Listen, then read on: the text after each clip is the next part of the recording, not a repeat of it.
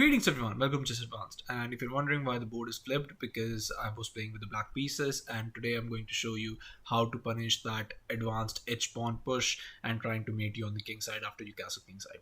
So without further ado, let's start with this game. Today I'm going to show you my game against Alsaif Alnusyri. He's a 2400 rated player and I'm also a 2400 rated player. So the game is gonna be almost 80% accuracy, if you will. So without further ado, let's start with this game. Here just d3 and we have d5, something called the Mises opening. I know he just missed it. He wanted to play d5 because now he goes for d4. So here just this knight to f6, but just bishop to g5, and I absolutely hate this bishop to g5 because of the fact that I play this g6. I always try to fiend ghetto and castle, and they just trade and they just give a bishop pair early on, and I don't like that. Here just e3, but now just bishop to g7, knight to f3, and now just castles, and we have bishop to d3, but now just c5, just immediately striking in the center, and we have this knight bd2, and here just knight to c6, and here we have c3, rook to e8, and now just finally going for this queen to e2. When someone plays this queen to e2, you're absolutely sure that they are going to castle on the queen side. So a move like h4 is definitely going to be there in the position. Maybe a move like opening the center, but that's highly unlikely because what they do is they take this trade, get the knight in, or maybe even better, just push the pawn, get the queen here, push this, and after this push h4, h5, they trade, and after trading, they just trade the bishop, and once you capture, you get this queen capture king moves, and then you get mated. So that is the basic idea of this opening, and I'm going to tell you how to counter that, because here, as soon as you see someone going for this queenside castle, you try the maximum. As much as the king is in the center, you try the maximum to open up the center. So here just d captures, knight captures, and just rook captures, attacking the bishop. The only moves is you have to go with the knight. So here knight to f3, but now just rook to e8. You could also go in this position to go for this bishop to g4, just going for this spin. But here after this bishop captures, queen captures, now you play this h3. So you're gonna have to trade and part with your bishop pair. I did not want to do that.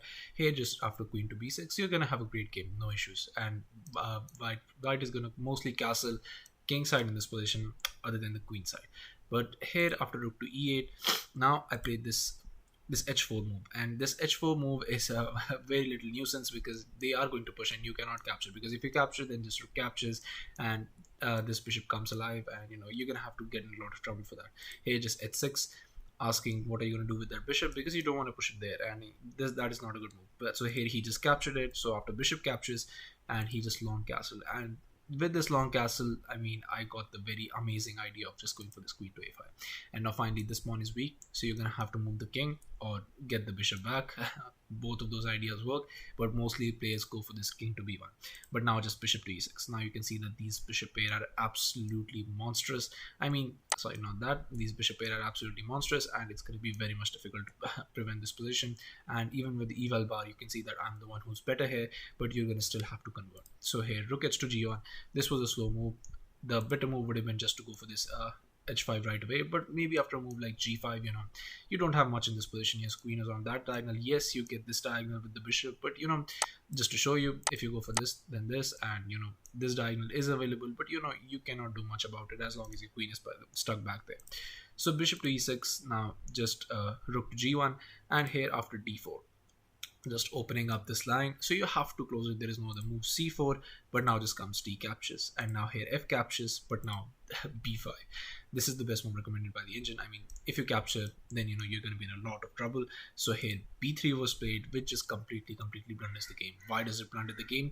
Because now the best move is just what I played, which is this b captures on c4, and here after bishop captures, you don't want to do that, but unfortunately for me, I had already pre-moved that without analyzing the game. The best move in this position is just going for this queen to c3, and this is just completely over, because here rook to d3, but now you play this bishop to c4, just spinning that, but obviously you're going to capture, and after queen captures, you're a piece up, you're in a completely winning position, and there's nothing you can do. But I didn't want to give white all of these chances. I wanted to try and mate him as much as possible, so I went for this bishop captures on c4, queen captures, but now this queen to a3, and my opponent just kept on blundering because he played this rook to d2. Here the best move would have been just to go back and ask for a queen trade, and I think that would have been I would have been still winning, but not with that much advantage that I have right now. So I played this rook to d8.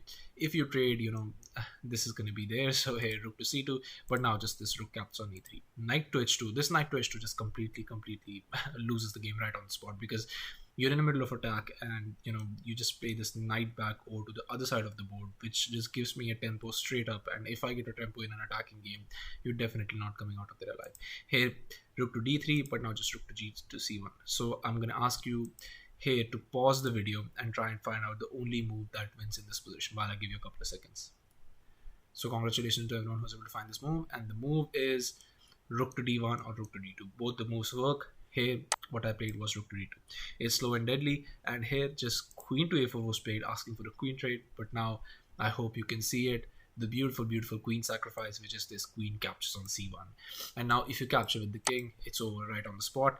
And if you don't, if you capture with the rook, as he did, you get this rook to b2 check. Once you move, rook captures on b3. That too with a discovered check. Now you cannot move, you can start giving away pieces, but he started with the rook, so bishop captures, and this is me. And I was able to get this spectacular victory in just 30 moves. So yeah, just wanted to share it with you. So yeah, thank you all for watching. I'll be coming back with such amazing games and teaching you how to counter White's attack when you over advance your pawns. You're always gonna have much of an advantage, and if you see the right moves. So yeah, thank you all for watching. Soon with us. So yeah, stay tuned.